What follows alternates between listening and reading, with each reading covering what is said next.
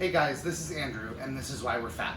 So I am going to have a small, properly social distanced visit from two of my sisters tomorrow while they deal with their car getting repaired at the dealership. So I thought I would make them a treat.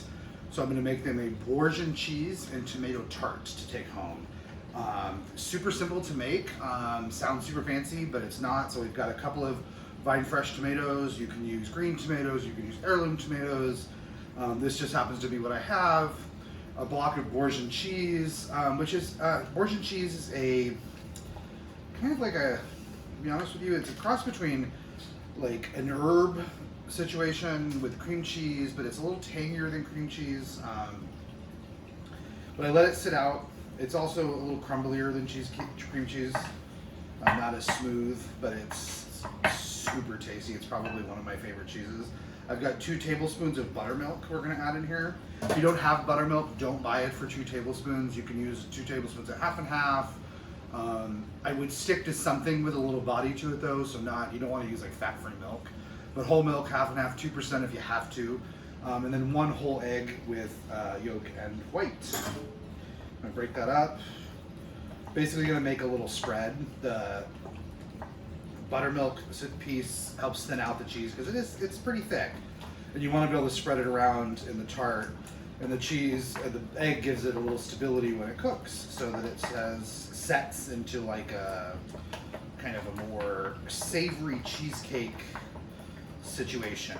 The nice thing is that's all that goes in this. You don't need any extra seasoning because that Boursin cheese is super tangy and super flavorful with all the herbs and stuff like that. So it's going to be kind of this little runny, little chunky situation. All right, perfect. So we'll set that aside. We're going to slice our tomatoes. Another one of my new fancy knives from Matt. You want them kind of thick because they're going to roast in the oven at 400 degrees for a bit. Cut the top. Get them all nice and sliced.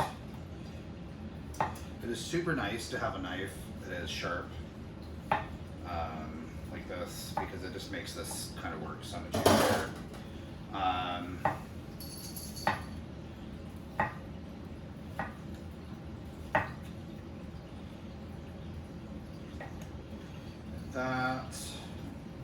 Okay, so these are all ready, so we'll set those aside up here at the top. Put this over here, and I have my trusty pre-made pie shell. Super awesome.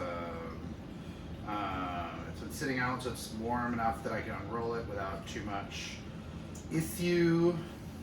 Now, we're gonna do a free-form tart because I like those because those are easier and a little more homey. You could use a tart shell, you could use a pie pan. The pie pan's probably a little too deep because this doesn't end up being super thick. So, how are we gonna do this? So the first thing we're gonna do is actually start to crimp around the edges. You want it to kind of stand up like this.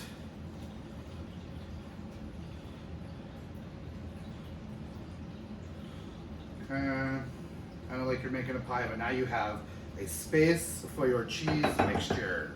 So we're gonna take our cheese mixture and we're gonna pour it in, and it's gonna essentially make a relatively thin layer on the bottom. It's not super thick. None of this ends up being a really kind of huge situation, but you'll fill in the gaps and you'll see what we'll do with these edges here in a second.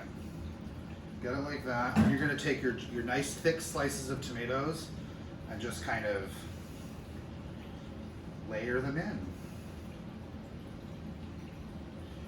They'll sink a little bit into the cheese mixture, that's totally okay. You gotta make sure you use them all. It's totally okay if they overlap a little bit because they're gonna be in the oven for about 35 or 40 minutes, so they're gonna have plenty of time to kind of finish up. Make sure your seams from your cheese, your corners are nice and tight. Like this. So this is your tart. We're gonna put it in the oven, but before we do that, we're gonna put a little bit of salt on top of the tomatoes. Not a lot, but those tomatoes are super sweet and sugary, so we want enough to kind of balance that and not overwhelm the cheese. This is gonna go into a 400 degree oven for about 35 to 40 minutes. And we'll take it out when we come back and we'll show you what it looks like. Where's my button? I'm gonna make it figure it out. I'm filming on myself. Ooh.